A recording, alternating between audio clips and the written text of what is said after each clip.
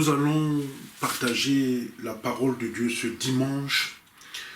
Cette parole nous viendra de l'évangile de Matthieu dans le Nouveau Testament, le chapitre 28, les versets 1 à 10.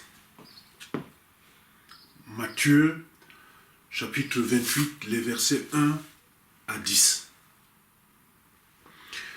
Je lis ce passage. Après le sabbat, à l'aube du premier jour de la semaine, Marie de Magdala et l'autre Marie allèrent voir le sépulcre. Et voici il y eut un grand tremblement de terre, car un ange du Seigneur descendit du ciel, vint rouler la pierre et s'assit dessus. Son aspect était comme l'éclair et son vêtement blanc comme la neige. Les gardes tremblèrent de peur et devinrent comme morts.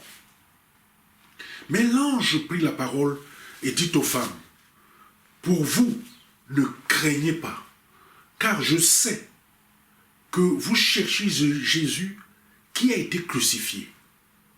Il n'est point ici, il est ressuscité, comme il l'avait dit. Venez, voyez le lieu où il était couché. Et allez promptement dire à ses disciples qu'il est ressuscité des morts. Et voici, il vous précède en Galilée. C'est là que vous le verrez. Voici, je vous l'ai dit. » Elles s'éloignèrent promptement du sépulcre avec crainte et avec une grande joie. Et elles coururent porter la nouvelle aux disciples. Et voici, Jésus vint à leur rencontre et dit, « Je vous salue. » Elles s'approchèrent pour saisir ses pieds et elles se prosternèrent devant lui. Alors Jésus leur dit, « Ne craignez pas, allez dire à mes frères de se rendre en Galilée. C'est là qu'ils me verront. » L'herbe sèche, la fleur fanelle tombe, mais la parole de Dieu demeure éternellement. Prions le Seigneur. Seigneur notre Dieu, merci pour cette joie de la présence de ton Fils ressuscité parmi nous. Seigneur, en ces moments où nous nous réjouissons de sa résurrection et que tu viennes à notre rencontre par ta parole, viens, Seigneur, viens nous donner la matière nécessaire pour notre joie et notre vie de foi après ton Fils Jésus. C'est en son nom que nous t'avons prié. Amen. Bien-aimés dans le Seigneur, une semaine après Pâques, l'Esprit m'a conduit à revenir sur cet événement de la résurrection de Jésus avec quelque chose qui m'a troublé. C'est la relation entre la peur et le mensonge qui se sont installés. Je me pose la question à partir de ce passage de savoir quand on sait la vérité, est-ce qu'on a le droit de mentir? Eh bien, essayons un peu ensemble de parcourir ce passage, parce que dans les différents évangiles, les 4, Matthieu, Marc, Luc et Jean, l'histoire de la résurrection de Jésus, elle est racontée un peu différemment, et c'est normal, mais il y a deux thèmes qui sont communs et qui sont cohérents dans les 4 évangiles. Parce que dans chaque cas, les femmes sont les femmes qui ont été les premières, les femmes, les premières, le sexe faible, à aller au tombeau vide et à apprendre la résurrection de Jésus. Et dans chaque cas, il y avait des anges qui attendaient au tombeau pour leur dire la bonne nouvelle. Ça, c'est ce qui revient, c'est les deux éléments qui reviennent dans les 4 évangiles. Aujourd'hui, nous sommes dans l'évangile de Matthieu. C'est là que nous nous intéressons aux deux Marie, Marie de Magdala et Marie Madeleine, qui s'étaient rendues au lever du soleil pour accomplir la douloureuse tâche, n'est-ce pas, d'embaumer le corps de Jésus pour l'enterrer. Mais le vendredi saint, l'enterrement avait eu lieu à la hâte, parce que le sabbat était sur le point de commencer au crépuscule, de sorte que les femmes, ces femmes fidèles, ont pris sur elles de terminer le travail, n'est-ce pas, à la première lumière du dimanche matin. Mais quand elles sont arrivées, elles ont découvert qu'il y a eu un tremblement de terre, et pendant la nuit, et en même temps, un ange est venu, n'est-ce pas, et a roulé la pierre loin de l'ouverture de la tombe. Ce sont des images choquantes, et même étonnantes. Et d'ailleurs, on peut comprendre que les soldats romains qui avaient été affectés à la garde de la tombe, n'est-ce pas, et se soient évanouis de peur. En fait, ils étaient encore assommés, ces soldats, quand les femmes sont arrivées. Bon, et assis sur la pierre qu'il avait roulée loin, c'est-à-dire que l'ange qui était vêtu de blanc, éblouissant, a commencé à parler, n'est-ce pas, aux deux Marie. Marie de Magdala et Marie de Magdala. Et il leur a délivré, n'est-ce pas, des vérités qui allaient, n'est-ce pas, modifier leur vie, le cours de l'histoire des hommes. Des vérités qui ont résonné et qui continuent à résonner, n'est-ce pas, dans le couloir du temps qui passe. Et chaque année, depuis si longtemps, ces vérités reviennent. Ce dimanche, nous les avons. Première vérité, c'est quoi? N'ayez pas peur. N'ayez pas peur, n'ayez crainte. Lorsque nous revenons dans le Nouveau Testament, bien aimé dans le Seigneur, et que nous lisons, nous remarquons que chaque fois que les anges se présentent à quelqu'un, ils introduisent toujours la communication, leur conversation par cette formule « ne crains point » ou bien « n'aie pas peur ». Alors, bon, comment Marie a-t-elle découvert qu'elle était, n'est-ce pas, enceinte de l'enfant Jésus? C'est bien parce que l'ange est arrivé et lui a dit « Ne crains point Marie, car tu as trouvé grâce devant Dieu. Et voici tu deviendras enceinte, et tu enfanteras un fils, et tu lui donneras le nom de Jésus. » Quand Joseph a découvert que sa fiancée est enceinte, c'est un ange qui est venu lui parler et lui a dit « Joseph, fils de David, ne crains pas de prendre avec toi Marie, ta femme, car l'enfant qu'elle a conçu vient du Saint-Esprit. » Quand les bergers étaient effrayés, on a qu'ils étaient dans la veille, n'est-ce pas, ils gardaient les troupeaux la nuit, et que l'ange du Seigneur s'est présenté, tout éblouissant, ils ont eu peur. Mais l'ange leur a dit, n'ayez pas peur, car je vous apporte de bonnes nouvelles, d'une grande joie qui sera pour tout le peuple, car un sauveur est né pour vous.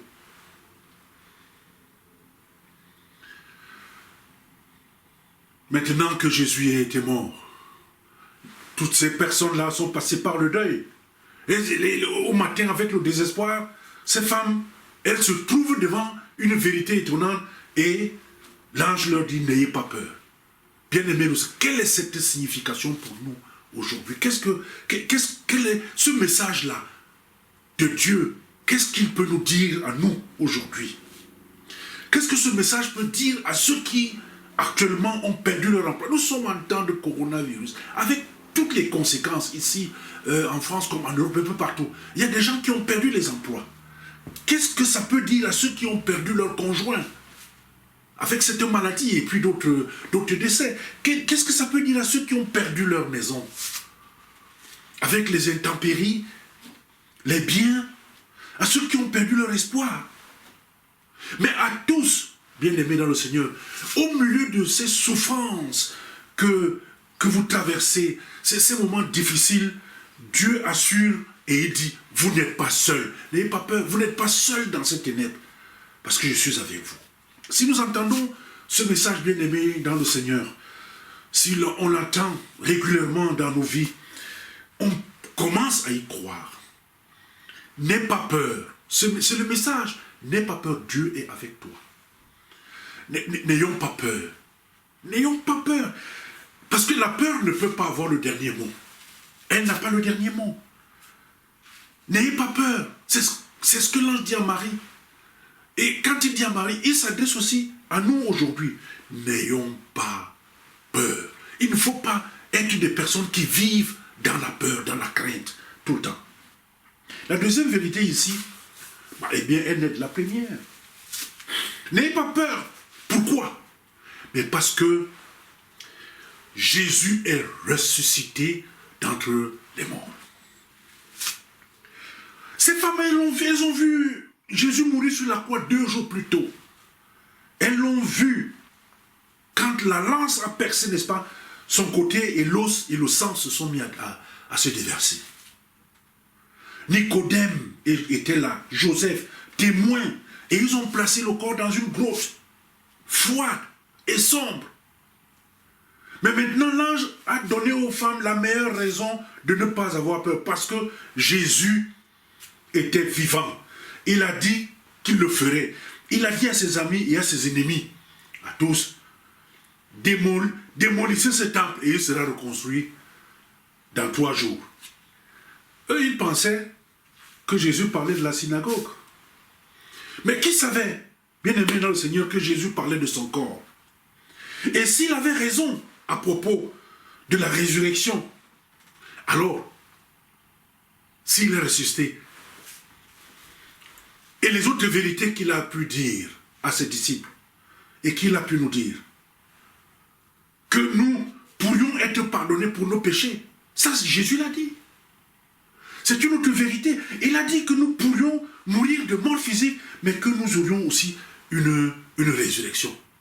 S'il est ressuscité, il a dit, démolissez, en 3 jours ce sera reconstruit, et ça s'est produit. Ça veut dire que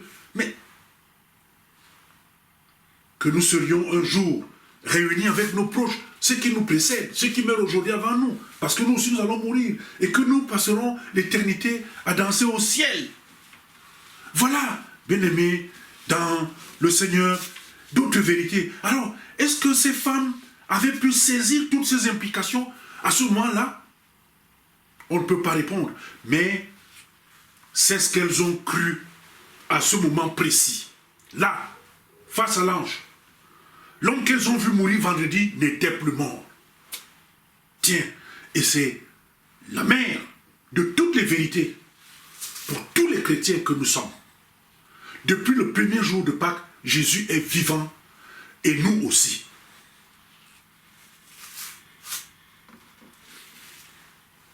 La troisième vérité que je vais vous proposer, peut-être la dernière, c'est que la preuve. Parfois, il est utile de démontrer une vérité par la preuve. Le texte nous dit que l'ange a dit,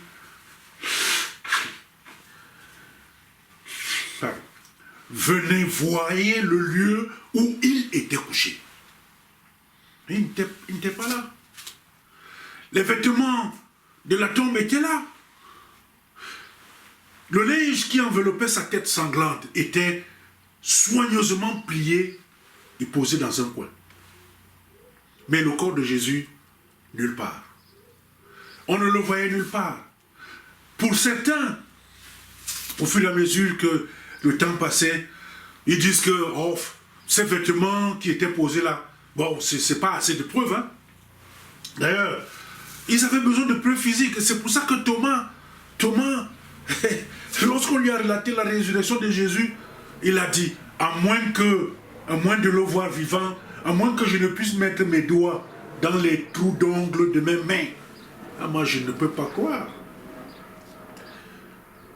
Bon, peut-être que ça décrit quelque chose. Tu as besoin de plus. Les écrits anciens ne le font pas pour toi. Mais vous voulez avoir des preuves? Vous voulez des preuves? Bon.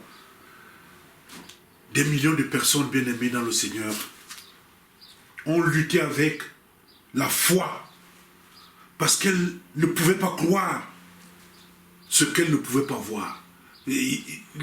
Ça, c'est ceux qui disent, tant que je n'ai pas vu, je ne peux pas croire. Et l'ange, enfin, leur dit ceci, allez dire.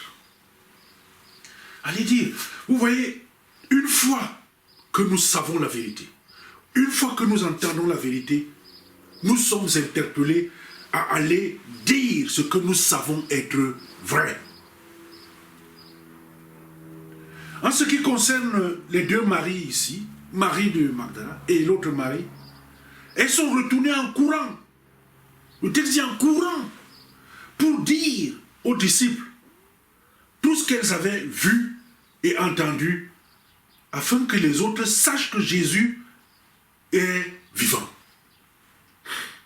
Et depuis ce moment-là, bien-aimés dans le Seigneur, c'est le rôle qui est assigné à l'Église d'annoncer au monde qu'il y a de l'espérance à cause de Jésus. Si nous ne partageons cette histoire qu'en chuchotant entre nous dans les murs de nos églises, les étrangers ne le sauront jamais. Mais si nous quittons, nous sortons et partageons l'histoire dans ce que nous disons et dans la façon dont nous vivons nos vies, les gens en viendront à croire que ce que nous savons est vrai. Que Jésus a apporté le pardon pour nos péchés. Je vais m'arrêter là, bien-aimés, dans le Seigneur, en partageant avec vous une histoire. Nous sommes à la faculté de théologie protestante à l'époque. Alors, un étudiant qui était en première année a été informé par le doyen que, bon, il a été planifié pour prêcher le lendemain matin. Bon, sauf que, il a passé, il était naturellement effrayé, nerveux, il est en première année, il est au début. Voilà. Toute la nuit, il se tripote la cervelle, il tourne la Bible, pas moyen le matin, il n'a pas de sermon. Alors, arrivé à la chapelle, il se tient derrière le pupitre. Et il regarde ses camarades que nous sommes. Et il leur dit, savez-vous ce que je vais dire? Tous secouent la tête. Non, non, non. Et il leur dit, moi non plus. Le service est terminé, allez en paix. Tiens, c'est le doyen n'était pas content. Ça ne lui a pas plu. Bon. Alors, il dit à l'étudiant, bon, je vais te donner une autre chance demain et fais mieux d'avoir un sermon.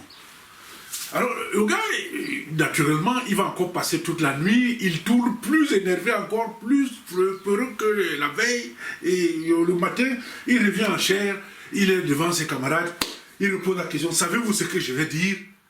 Et les autres répondent, chacun, il fait la tête, oui, oui, oui. Alors, il dit, ben alors, il n'y a aucune, je n'ai plus aucune raison de vous le dire. Allez en paix. Le service est terminé.